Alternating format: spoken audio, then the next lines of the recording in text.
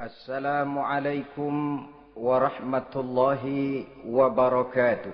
Waalaikumsalam warahmatullahi wabarakatuh.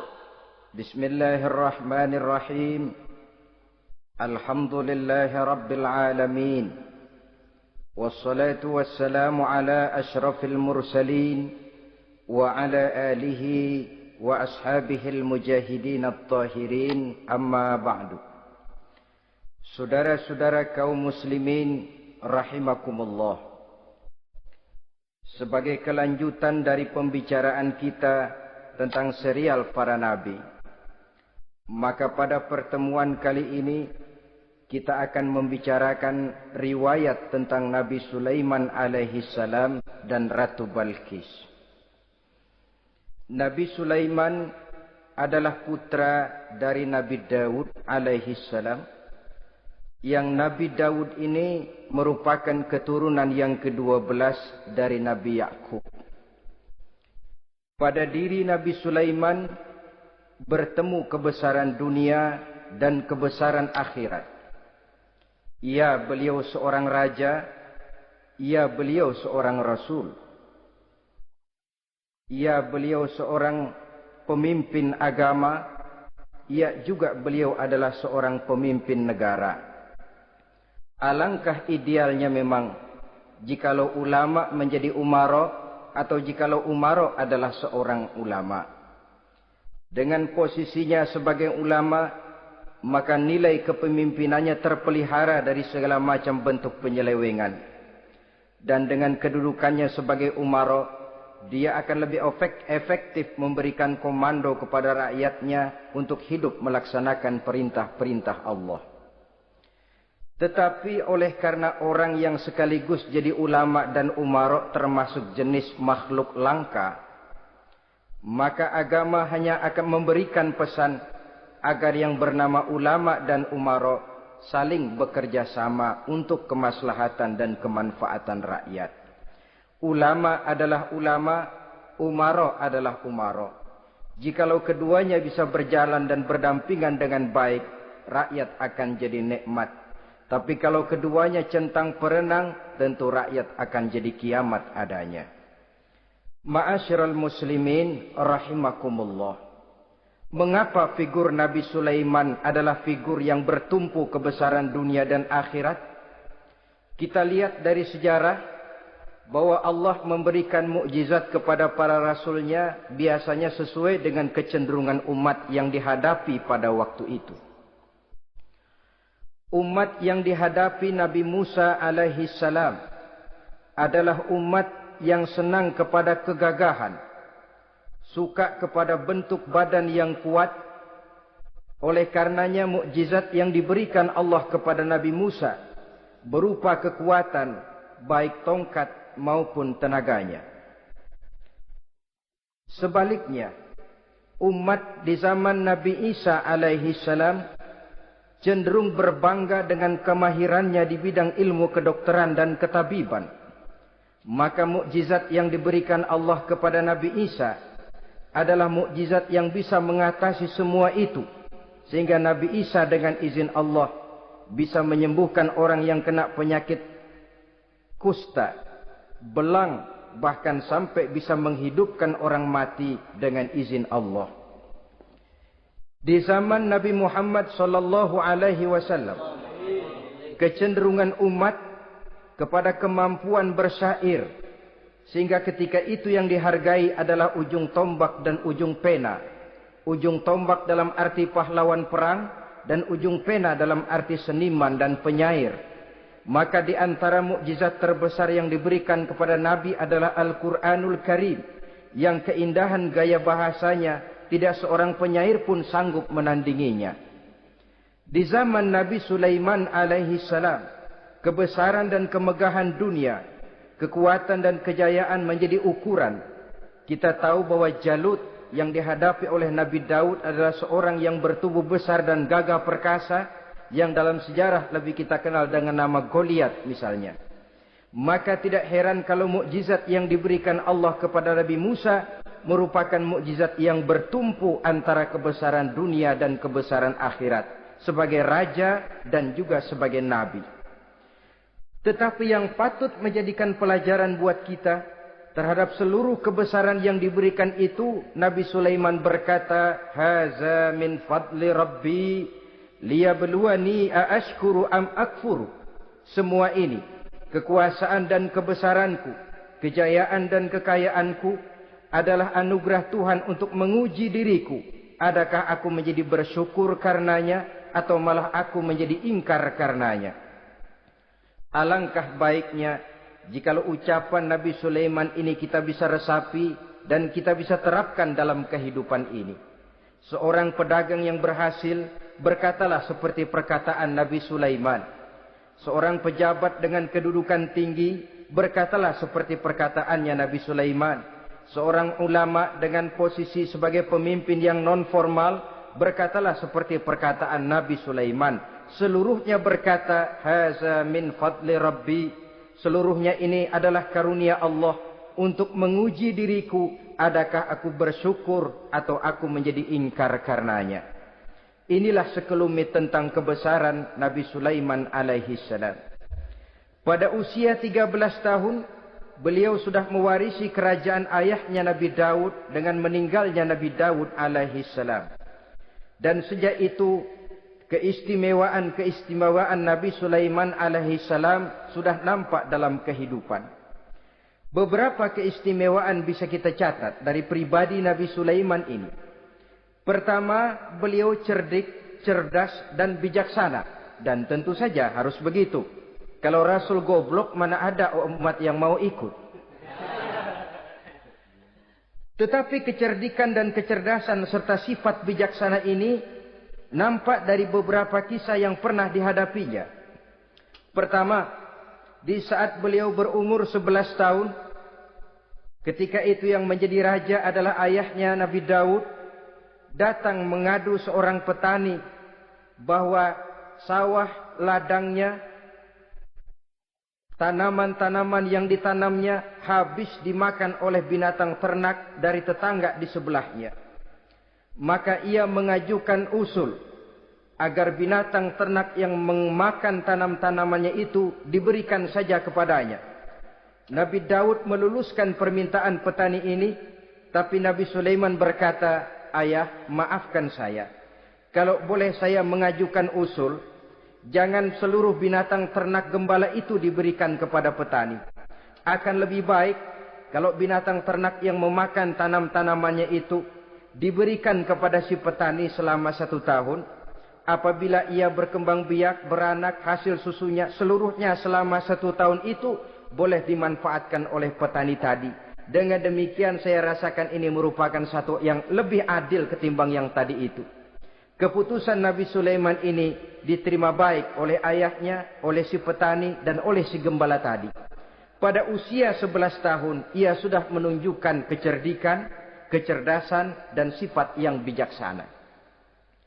Contoh yang kedua, ada 2 orang ibu yang pada saat akan bekerja di ladang, masing-masing meletakkan bayinya di satu tempat. Lalu keduanya pun asyik pergi bekerja.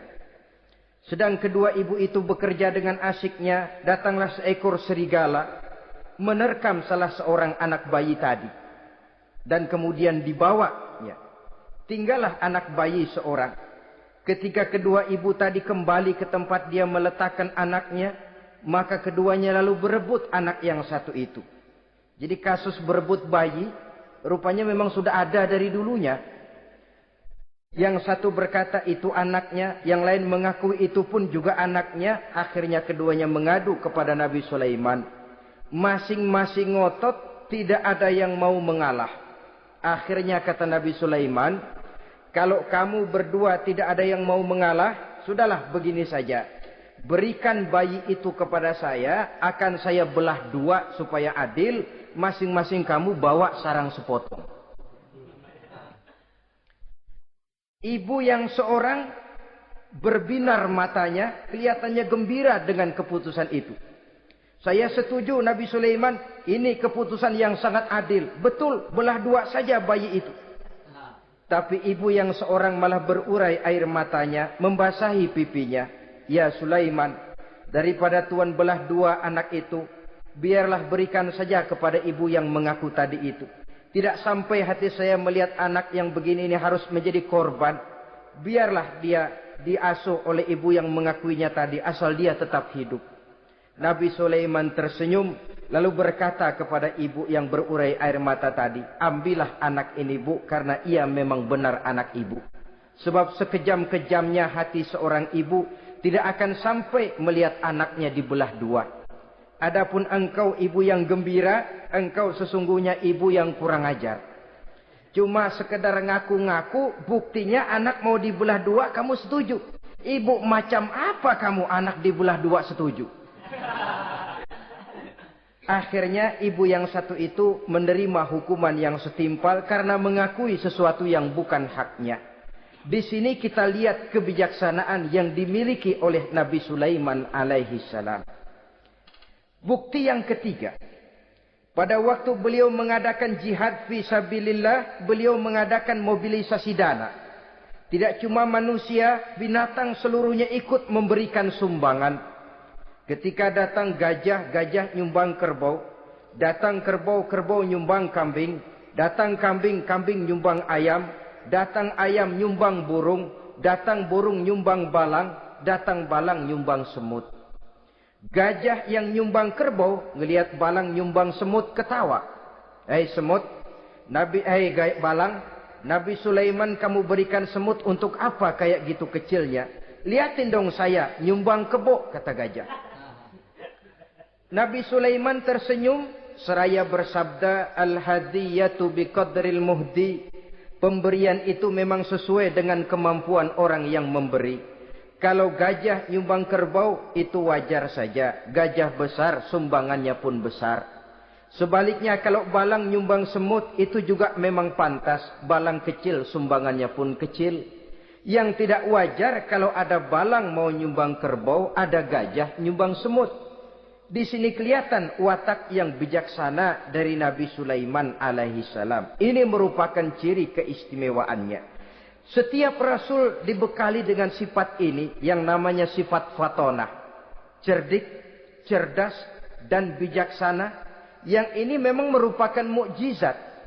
Kecerdasan seorang rasul tidak merupakan hasil sekolahan.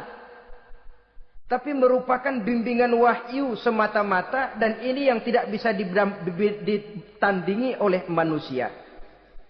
Jadi jangan lalu ngambil dalih. Rasul aja nggak sekolah pinter. Lalu ikut nggak sekolah. Ya goblok terus. Itu khususiat kok. Sifat yang namanya fatona itu merupakan bimbingan daripada wahyu. Adapun manusia, jikalau dia mau cerdik, jikalau dia mau cerdas, jikalau dia mau bijaksana, dia harus belajar. Dia lewat bangku sekolah, dia lewat teman bergaul, dia lewat bertanya kepada orang-orang pandai, atau autodidak dengan hidup banyak membaca dari kehidupan ini. Dengan demikian nilai kecerdikan, kecerdasan dan kebijaksanaannya akan bisa meningkat adanya. Ini keistimewaan pertama. Keistimewaan yang kedua, Nabi Sulaiman diberikan kekuasaan oleh Allah sehingga bisa menguasai angin, jin, bahkan juga mengerti segala macam bahasa binatang. Menguasai angin, beliau bisa menundukkan angin ribut dan memerintahkannya angin itu. Dalam surah Al-Anbiya ayat 81 kita temukan, wali Sulaiman ar-riha asifatan tajri bi amrihi ilal ardil lati barakna fiha. Dan bagi Sulaiman, ia mampu menundukkan angin ribut yang bertiup menurut perintahnya ke permukaan bumi yang kami berkahi di dalamnya. Menguasai angin, barangkali istilah sekarangnya, memahami betul meteorologi. Itu sebabnya mukjizat hanya diberikan kepada Rasul. Orang yang jiwanya sudah stabil. Coba kalau potongan kita diberikan keistimewaan bisa ngatur angin. Saban sehari main angin. Nggak boleh ada orang kita keselin. Kesel sama orang, undang angin. Hantam saja. Maka mukjizat semacam ini hanya diberikan kepada orang yang jiwanya sudah stabil. Ada satu cerita, namanya juga cerita, tapi kebenarannya mendekati. Seorang wali di tanah Jawa, sholat Jumat di Masjidil Haram di Mekah itu. Namanya wali kalau di Jawa kan pakai belangkon. Dia sembahyang di Masjidil Haram. Ini ada orang Arab usil, tumben ngelihat belangkon. Ini apa di tengah masjid? Dia tepak belangkon itu. Miring di atas kepala. Begitu belangkonnya miring, tanah kayaknya ikut miring. Sehingga penduduk heran, ini apa tanah jadi miring begini? Lalu ada seorang wali juga yang alim dan mengerti. Lihat-lihat di tengah Masjidil Haram ada belangkon miring di atas kepala. Jangan-jangan ini sebabnya ini. Dia samperin, dia dananin lagi tuh belangkon rata. Tanah kelihatannya kayak rata lagi. Keistimewaan seperti ini pun hanya diberikan kepada orang yang jiwanya memang sudah stabil. Coba kayak kita diberikan keistimewaan kayak begitu. Main belangkon melulu. Saudara-saudara kaum muslimin rahimakumullah. Juga bisa menguasai jin. Memerintahkan jin. Dan juga mengerti segala macam bahasa binatang. Kita bisa lihat dalam surah As-Saba ayat 12 misalnya. Demikian juga tentang mengerti bahasa binatang. Pada satu hari Nabi Sulaiman dan bala tentaranya lewat di satu lembah. Lembah itu kebetulan lembah semut. Ketika mereka lewat di lembah itu, Raja Semut lihat dari kejauhan, dia pidato kepada rakyatnya para semut itu. Apa katanya? Ya ayyuhan namlu dukhulu masakinakum. La yahtimannakum Sulaiman wa junuduh wa hum la yash'urun. Jadi ini Raja Semut melihat Nabi Sulaiman datang bersama seluruh bala tentaranya, dia pidato kepada rakyatnya. Saudara-saudaraku rakyat semut, di mana saja suara saya bisa didengar. Perhatian, perhatian. Ini Nabi Sulaiman mau liwat dengan seluruh bala tentaranya. Kamu semua supaya masuk ke dalam lubang kamu masing-masing. Sebab kalau kamu enggak masuk ke lubangmu masing-masing, akan diinjak oleh Sulaiman dan bala tentaranya. Sedangkan mereka tidak tahu kalau kamu kena injak. Masuklah semut itu seluruhnya ke dalam lubangnya masing-masing. Nabi Sulaiman senyum. Fatabassama dhahikam min qawliha. Mendengar ucapan Raja Semut ini, Nabi Sulaiman tersenyum. Lalu berkata, apa katanya? Rabbi auzi'ni an ashkura ni'mataka allati an'amta alayya wa ala walidayya wa an a'mala salihan tardahu wa adkhilni birahmatika fi ibadika salihin. Satu pengakuan yang tulus yang jauh dari watak kesombongan. Mendengar Raja Semut berkata semacam itu, beliau senyum lalu berkata, wahai Allah, tetapkan kiranya hati saya ini untuk selalu bersyukur terhadap nikmat yang engkau karuniakan kepada saya. Karena nikmatku, nikmat yang engkau berikan kepadaku, saya mengerti bahasa binatang. Karena mengerti bahasa binatang, saya mengerti seruan Raja Semut itu. Tetapkan saya untuk selalu bersyukur ya Allah atas nikmat yang engkau berikan ini. Atas nikmat yang engkau berikan kepada kedua orang tua saya. Dan tetapkan saya untuk selalu melakukan amal soleh yang engkau ridhoi. Dan masukkan saya ke dalam golongan hamba-hambamu yang soleh. Satu pengakuan yang tulus. Yang jauh dari sifat kesombongan. Mungkin kalau sombong yang lahir. Begitu dengar Nabi Sulaiman bawa semut ngomong begitu. Beliau akan berkata, iya masuk ke buruan. Tapi kan tidak. Malah beliau perintahkan bala tentaranya. Pasukan. Berhenti. Ada apa Nabi Sulaiman? Di depan kita ada kerajaan semut. Mereka lagi kocar-kacir masuk ke sarangnya masing-masing. Tunggu sampai mereka masuk dan kita bisa lewat dengan aman tanpa harus menginjak-injak mereka. bala tentaranya di stop dan berhenti. Ternyata kebesarannya tidak menyebabkan ia lalu memandang remeh sampai kepada makhluk yang bernama semut sekalipun. Masih tetap dihargainya sebagai makhluk dari Allah Subhanahu wa ta'ala. Sesuatu yang perlu menjadi contoh kita semua. Sebab orang bilang kadang kacang sering lupa akan kulitnya. Kadang posisi kita yang tinggi menyebabkan kita lupa dari mana kita berasal. Kadang harta yang kita miliki menyebabkan kita lengah dari mana kita datang. Akhirnya yang timbul adalah sifat sombong dan angkuh. Ibarat kata orang, kacang lupa dengan lanjarannya. Ma'asyiral muslimin rahimakumullah. Ini kebesaran dan keistimewaan yang diberikan Allah kepada Nabi Sulaiman alaihi salam. Apa yang perlu kita jadikan tamsil dan ibarat dari kebesaran ini? Saudara-saudara kaum muslimin rahimakumullah. Keadilan sebagai umara yang berpadu dengan kebijaksanaan sebagai ulama. Satu hari seorang sahabat bertanya kepada Rasulullah sallallahu alaihi wasallam. Ya Rasul, kalau pada satu saat ajal merenggut Tuhan berlalu meninggalkan kami sekalian. Kita berpisah untuk selamanya ya Rasul. Dalam kondisi semacam itu, azahrul ardi khairul lana ambatniha. Mana yang lebih baik ya Rasul buat kami kalau sudah ditinggalkan oleh Tuhan? Permukaan bumi atau perut bumi yang lebih baik? Ini pertanyaan dengan bahasa kinayah.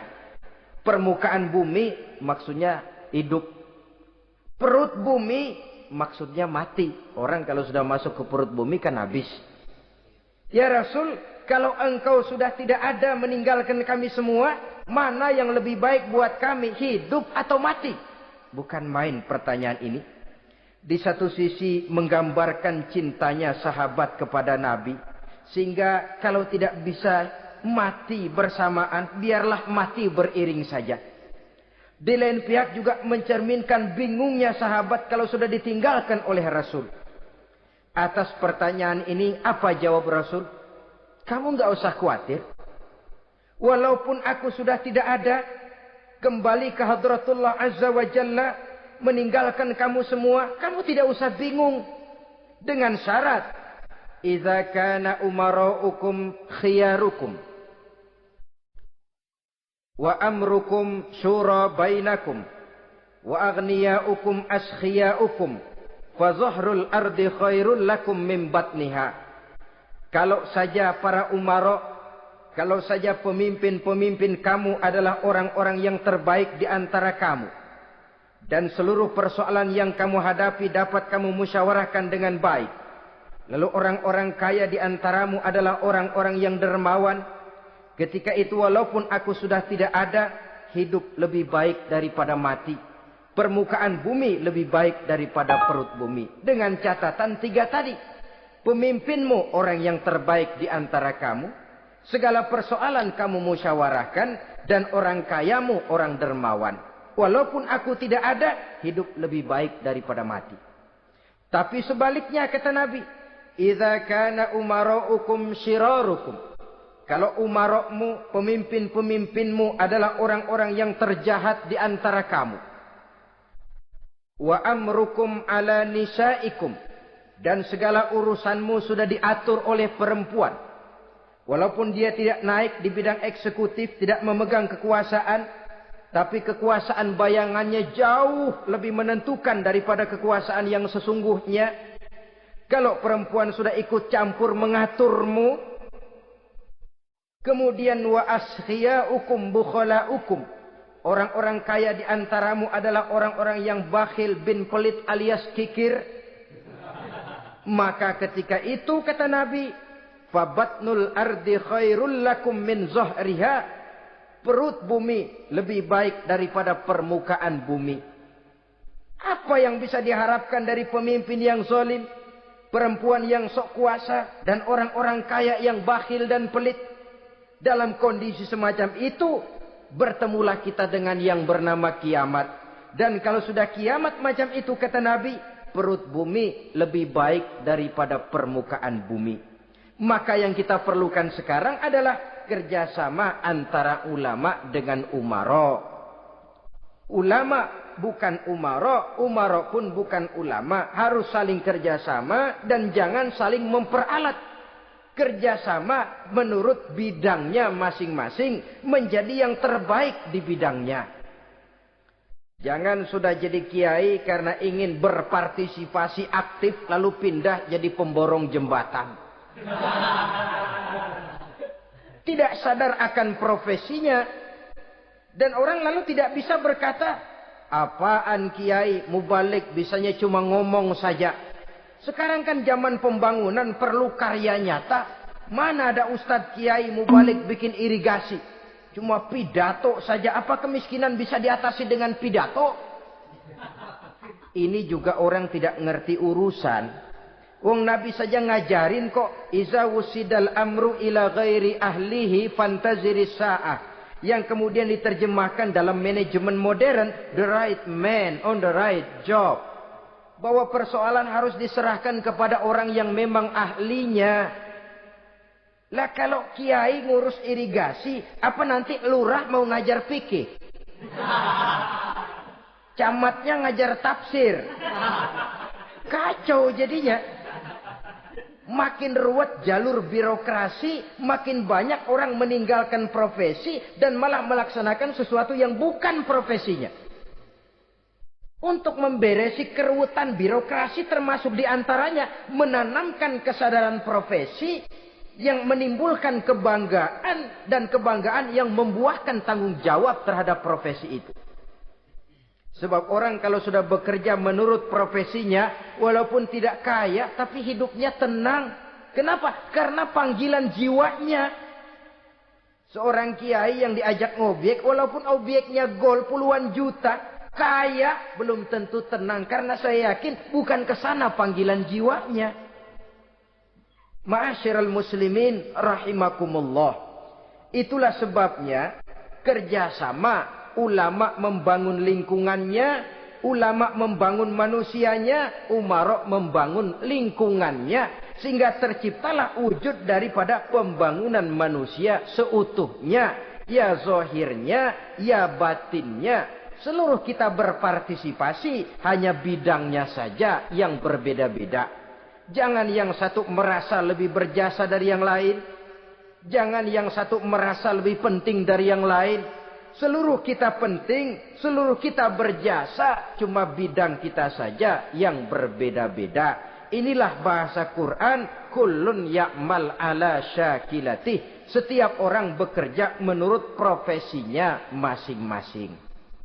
Ma'asyiral muslimin rahimakumullah. Kita kembali kepada riwayat Nabi Sulaiman alaihi salam. Satu hari ketika beliau sedang menginspeksi pasukan, berkumpullah pasukan beliau itu, ya tentara yang manusianya, ya pasukan jinnya, ya seluruh binatang-binatangnya berbaris. Beliau selaku inspektur upacara mengadakan inspeksi pasukan. Dari sekian pasukan-pasukan yang diperiksanya pada waktu itu, Nabi Sulaiman melihat tidak terdapat burung hudhud. Beliau bertanya-tanya, "Ma liya aral hudhuda am kana minal ghaibin?" Kemana burung hudhud? Orang lain pada kumpul, dia sendiri tidak ada. Awas kalau dia datang. Kalau dia tidak bisa memberikan alasan yang tepat kemana dia, akan saya berikan sanksi dan hukuman. Ini namanya pemimpin yang bertanggung jawab toh. Seorang pun dari yang dipimpinnya tidak ada, menjadi pertanyaan. Tidak lama kemudian datang burung hudhud. Begitu datang lalu memberikan laporan kepada Nabi Sulaiman. Kalau istilah sekarang begitu dia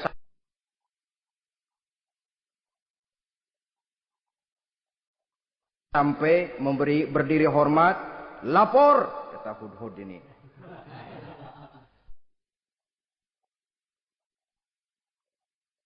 Bagaimana hudhud? Maaf Tuan Raja, saya terlambat. Iya, kenapa terlambat? Patroli Tuan Raja. Kemana saja kamu patroli? Keliling. Lalu apa hasilnya? Inni wajadtu mara'atan tamlikuhum wa utiyat min kulli syai'in wa laha arsyun azim. Saya baru patroli ke satu negara yang bernama Sabah, Tuan Raja.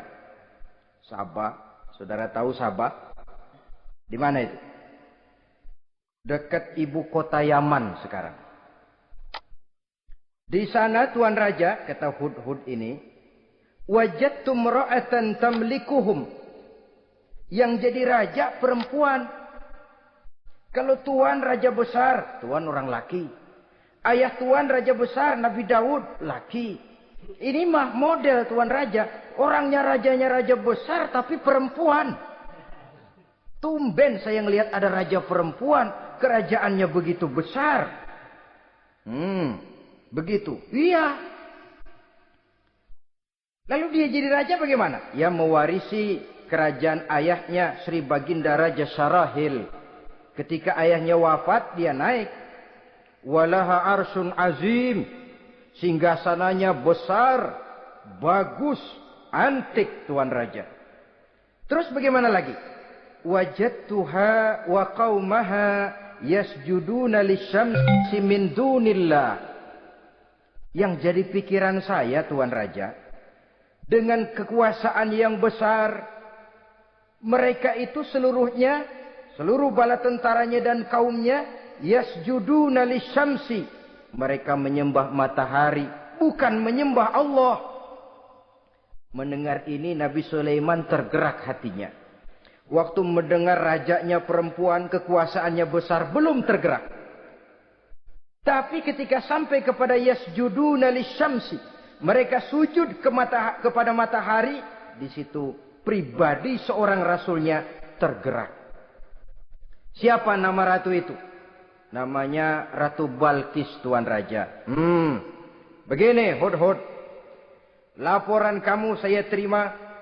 Alasan kamu datang terlambat bisa dipertanggungjawabkan. Kamu tidak kena hukuman. Cuma begini saja Hudhud. Karena kamu yang laporan. Kamu yang tahu lokasi negaranya. Kamu yang harus melaksanakan tugas ini. Apa Tuan Raja? Idhab bi kitabi hadha fa'alqih ilaihim. Kamu berangkat lagi ke negeri Sabah. Bawa surat saya. Berikan kepada mereka. Thumma tawalla anhum. Kemudian kamu berpaling dari mereka. Tapi jangan pulang. Fanzur madza yarji'un. Lihat apa reaksi mereka setelah menerima surat ini. Baik Tuan Raja, baik. Nabi Sulaiman menulis sepucuk surat kepada Ratu Balkis.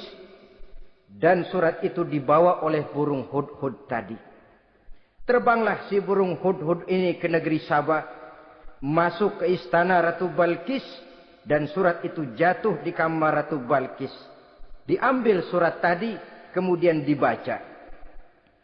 Apa isi suratnya? Innahu min Sulaiman. Wa innahu bismillahirrahmanirrahim. Alla ta'lu alayya. Wa'tuni muslimin. Surat ini dari Sulaiman. Bismillahirrahmanirrahim. Jangan kamu merasa lebih tinggi dari aku.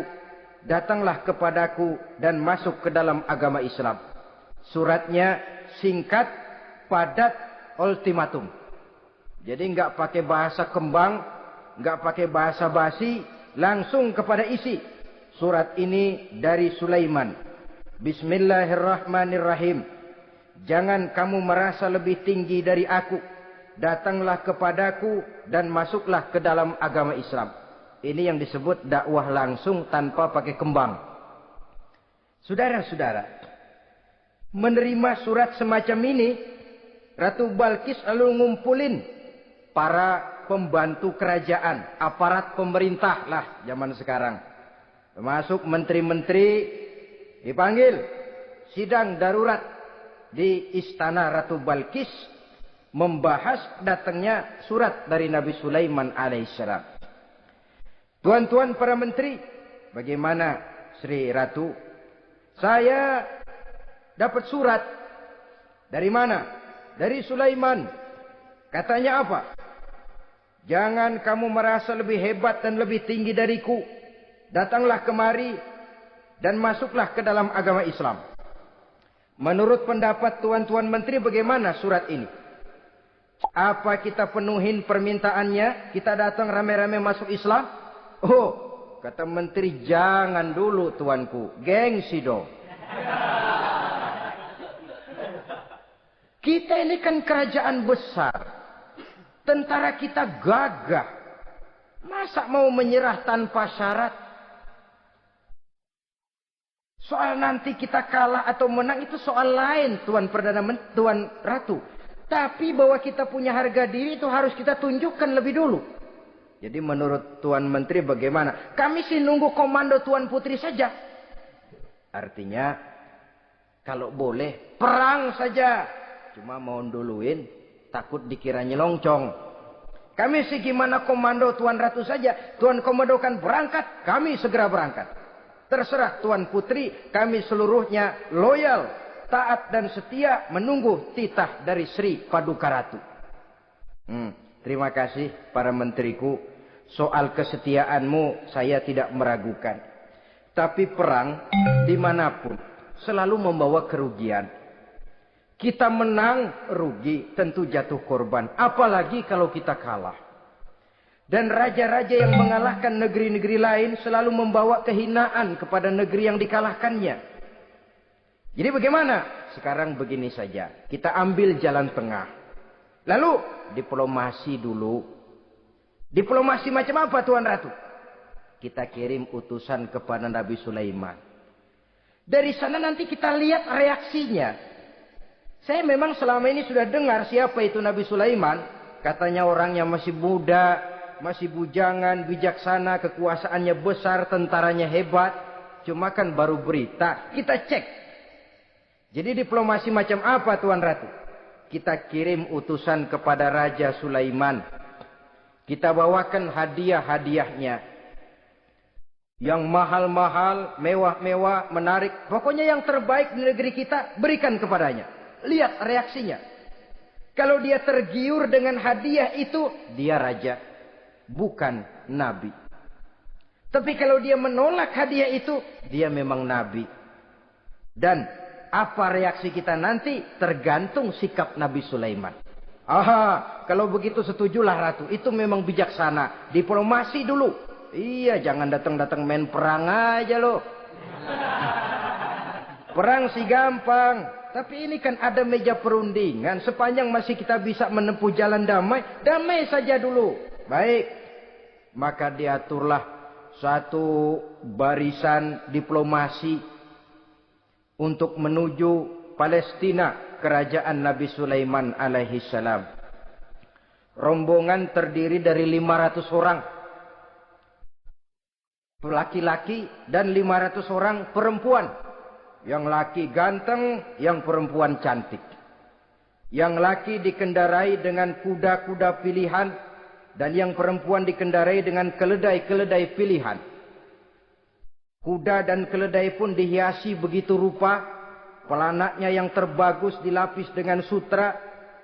Sedangkan bawaan-bawaannya tidak lain daripada intan, berlian, mutiara, jamrud, yakut, kesturi. Yang dilapis dengan sutra tenun yang asli. Pendeknya hadiah yang serba wah.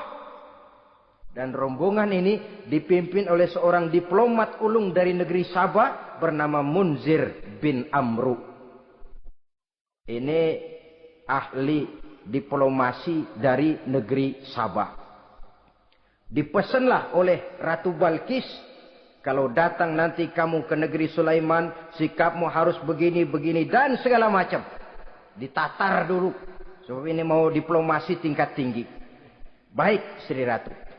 Nah, sudah mendengar perundingan ini, burung hudhud pulang ke negeri Nabi Sulaiman. Apel lagi, lapor Tuan Raja. Bagaimana hudhud? sikapnya mereka akan mengutus utusan dengan membawa berbagai macam hadiah untuk datang ke negeri kita. Baik. Nabi Sulaiman kumpulkan tentaranya, terutama para jin. Hei tentaraku, khususnya kalian para jin,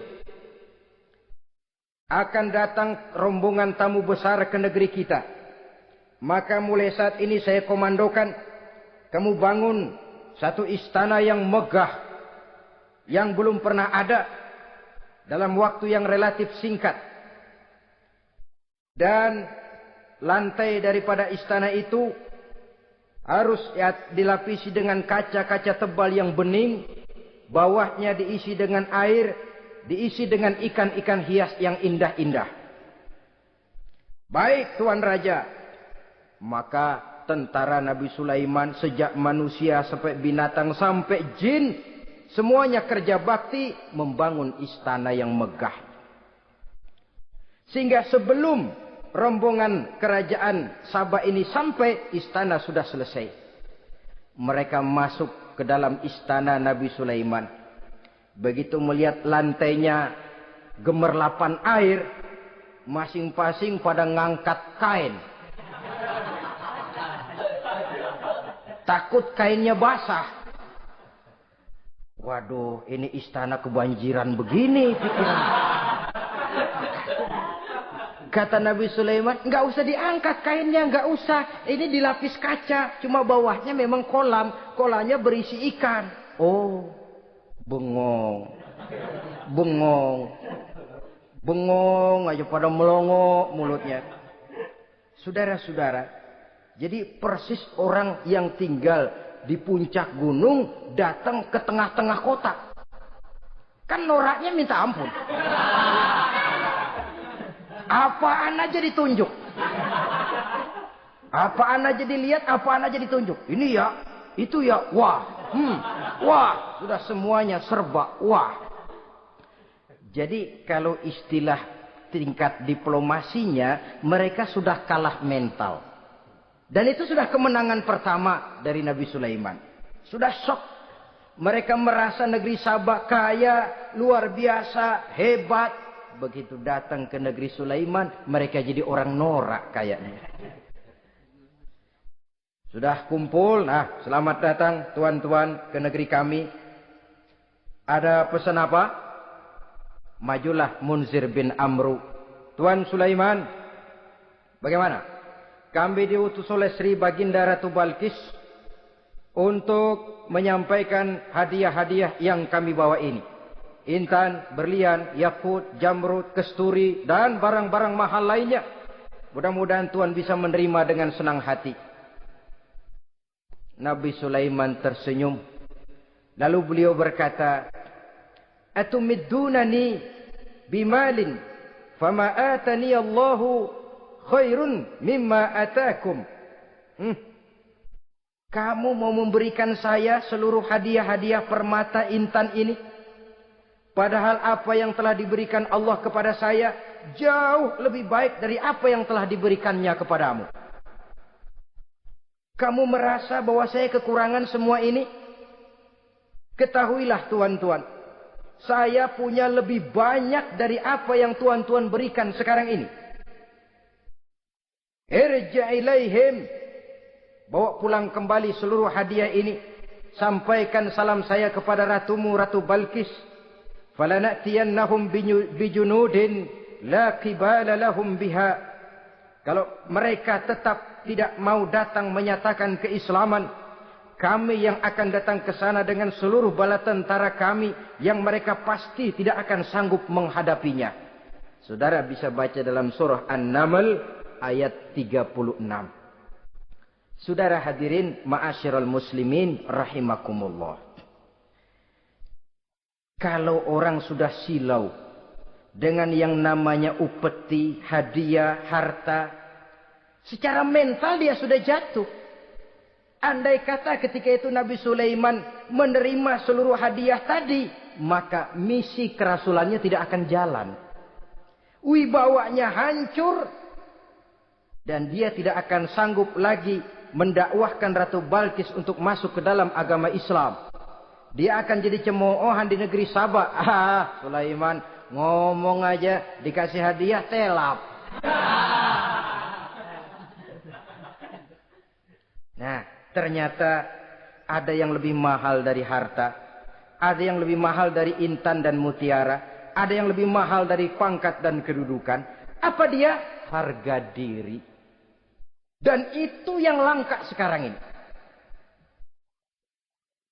Lebih baik jalan kaki tapi kita bebas mendongakkan kepala kemanapun kita mau. Daripada naik mobil empuk tapi mata nunduk saja nggak berani lihat ke atas.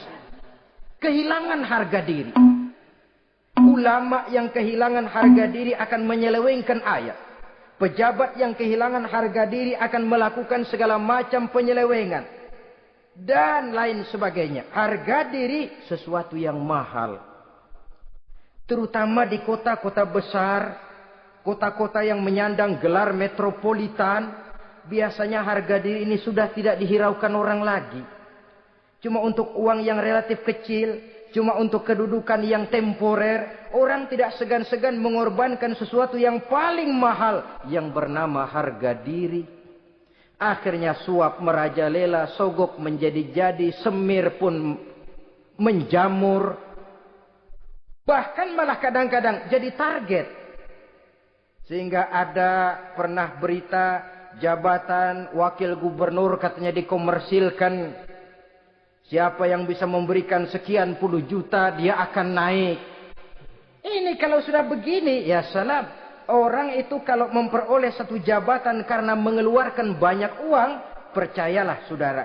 Begitu dia naik ke jabatan itu. Langkah pertama yang dia lakukan. Bagaimana supaya uangnya bisa kembali.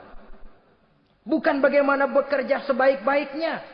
Bukan bagaimana mensejahterakan rakyat sebaik-baiknya. Karena dia merasa naik jabatan banyak mengeluarkan uang. Setelah dia naik. Gimana supaya pulang modal dulu. Lebihnya kalau ada. Baru bekerja buat rakyat. Itu pun kalau nggak keburu pensiun. Kadang-kadang malah lebih celaka lagi. Kalau sudah mau pensiun baru bikin pemutihan. Wah saya baru rajin iktikaf di masjid. Pergi haji. Kenapa? Udah pensiun.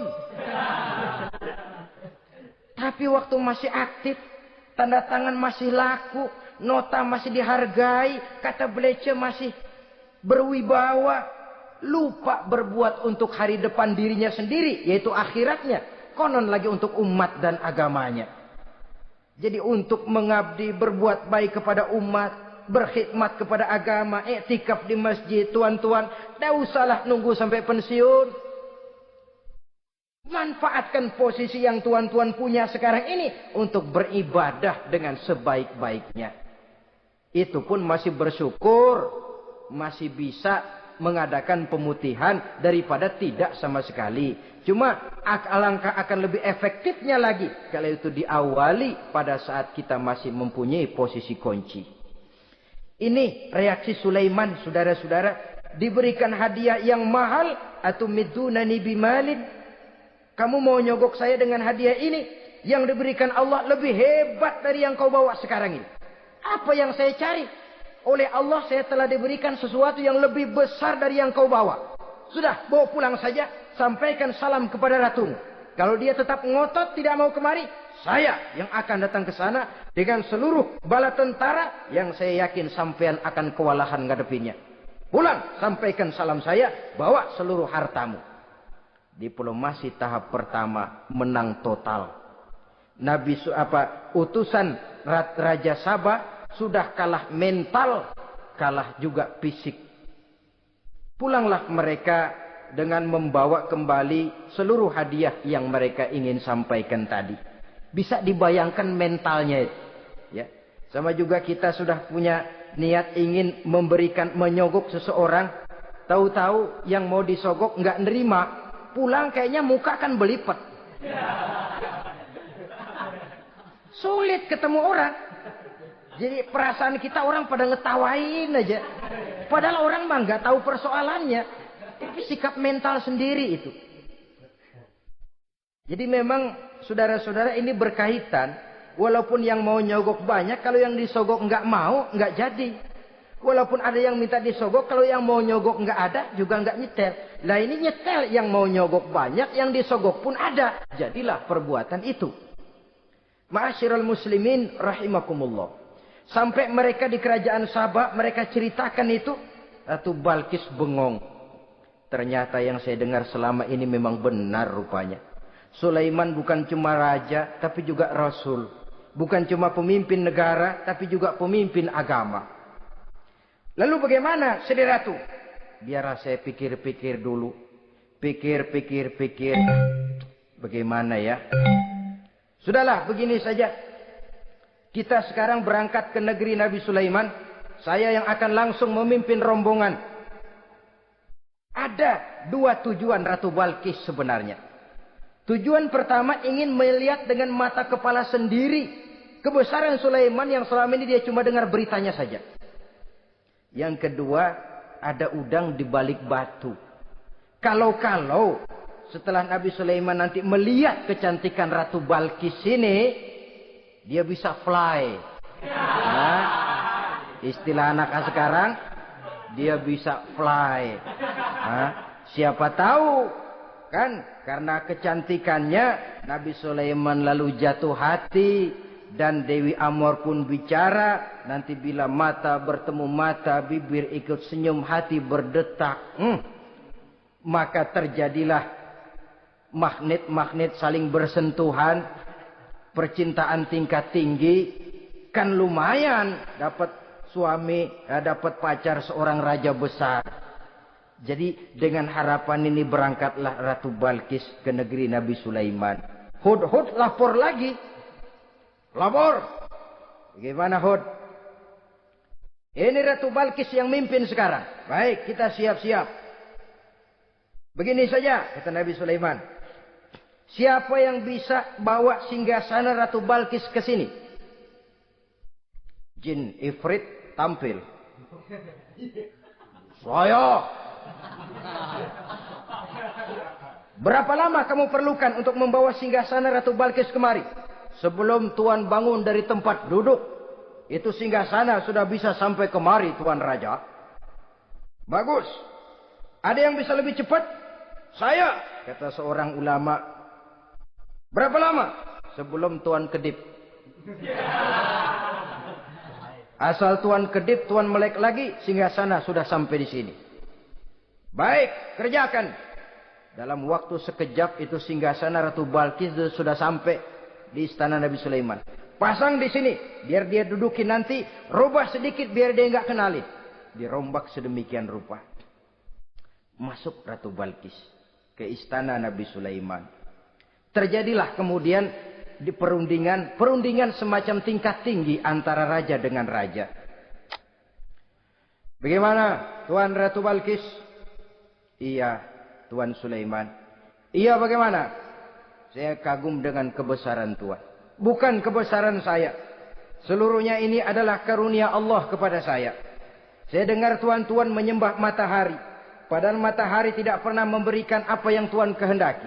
Matahari tidak pernah menciptakan Tuhan. Adalah lebih baik Tuhan menyembah yang menciptakan matahari daripada menyembah matahari itu sendiri. Nabi Sulaiman,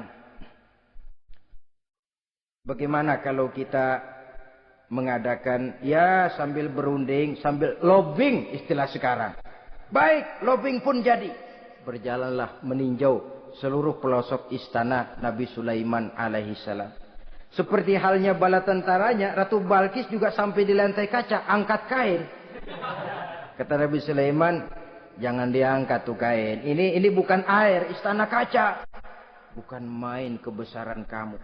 Melihat begitu kebesaran Nabi Sulaiman, Ratu Balkis yang niatnya sementara mau melontarkan diplomasi asmara, lupa.